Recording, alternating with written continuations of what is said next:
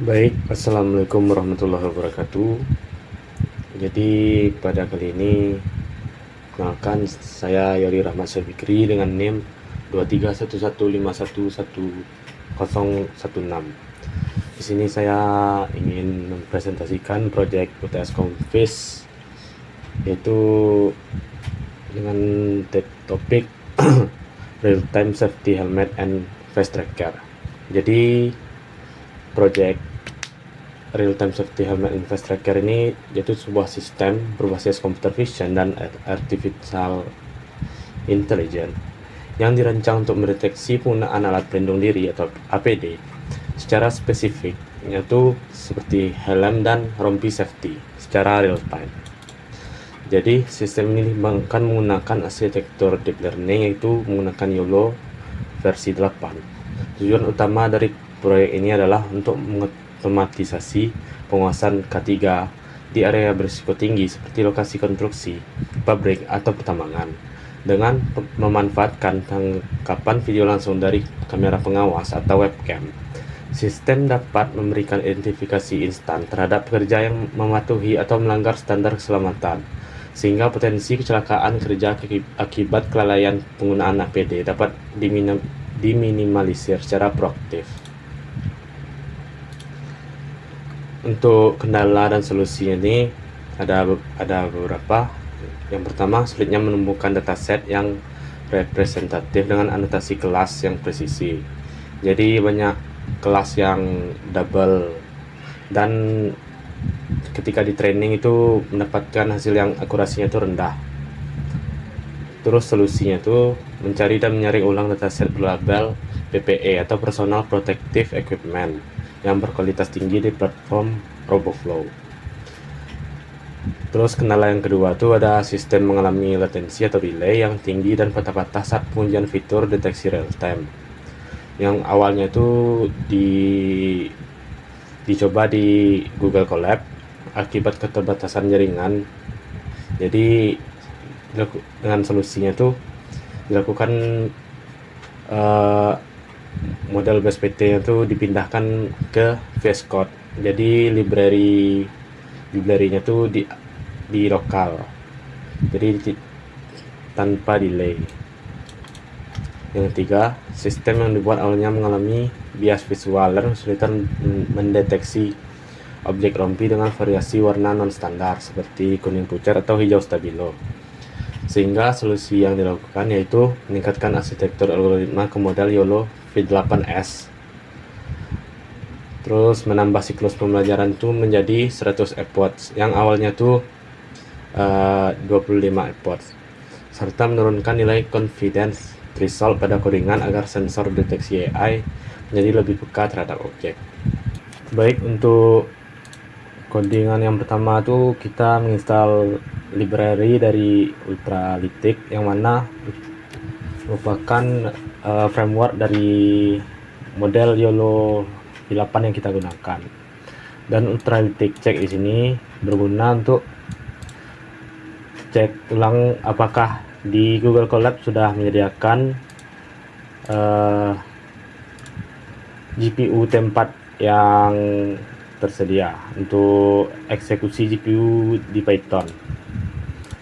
Dan untuk yang kedua itu install library dari RoboFlow yang mana digunakan untuk mengimpor dataset yang berjumlah sekitar 2351. Ini dataset dari RoboFlow ya. Dan downloadnya menggunakan untuk versi YOLO V8 yang kita gunakan. Selanjutnya yaitu melakukan training pada AI menggunakan model YOLO V8S. Lalu trainingnya menggunakan 100 kali putaran atau 100 effort, dan image size-nya 640 supaya proses trainingnya tuh tetap stabil dan akurasinya tuh tinggi.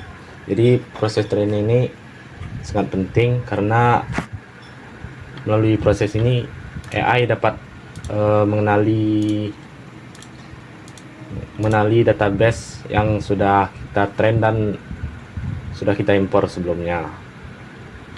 Yang awalnya tuh saya menggunakan 25 import dan mendapatkan hasilnya tuh 0,25, dan saya ulang lagi menggunakan 100 import.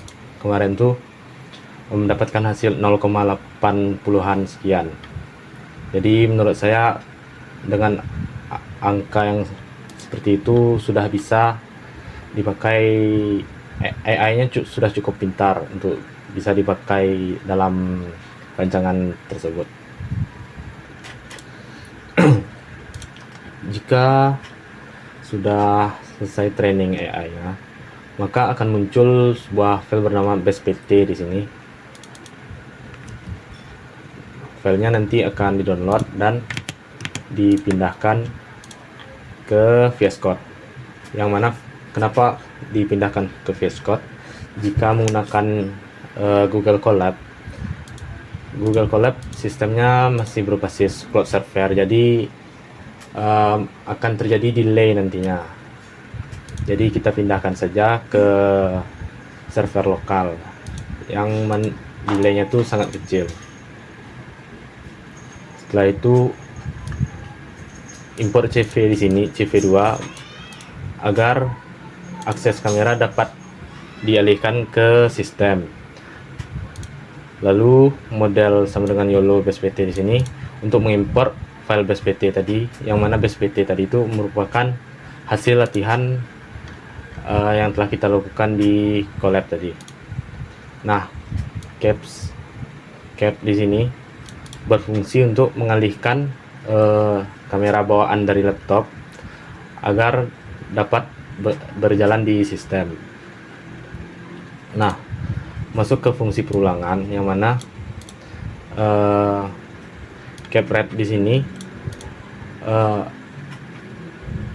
sistem akan mengambil frame per frame dari kamera untuk dimasukkan ke model predict. Di sini sistem akan mendeteksi yang mana jika akurasinya itu mencapai 50%, maka akan mengeluarkan plot berupa persegi untuk helm dan face-nya jika akurasinya itu mencapai di atas 50%. Langsung saja kita simulasikan. Untuk saat ini sistem belum menampilkan bahwa sistem mendeteksi objek. Nah, jika helm terdeteksi,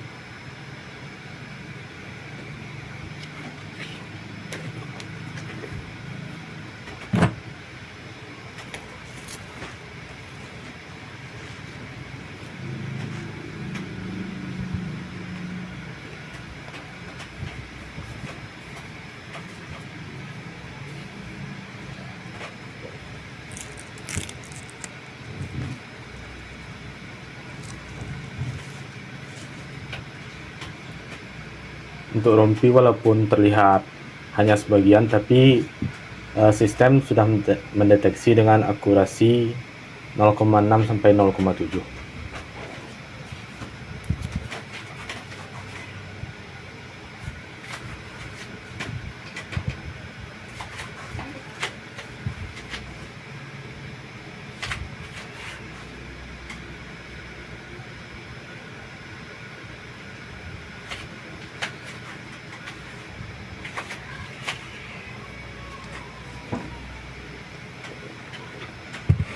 Sudah terlihat jika kita menghadap ke samping itu akurasinya tuh untuk face terutama itu sudah menurun, karena di datasetnya tuh mungkin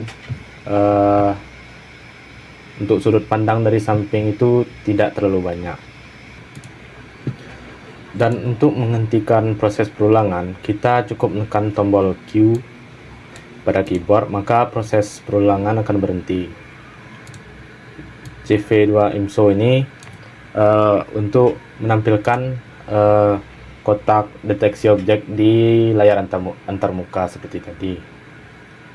Lalu ini yang untuk menghentikan perulangan dengan menekan tombol key, maka cap release dan CV2 destroy all window ini akan dijalankan fungsinya, yang mana cap release ini akan menghentikan capture dan CV2 destroy all window ini akan menutup jendela perekaman antarmuka tadi. Mungkin itu saja yang dapat saya presentasikan. Wassalamualaikum warahmatullahi wabarakatuh.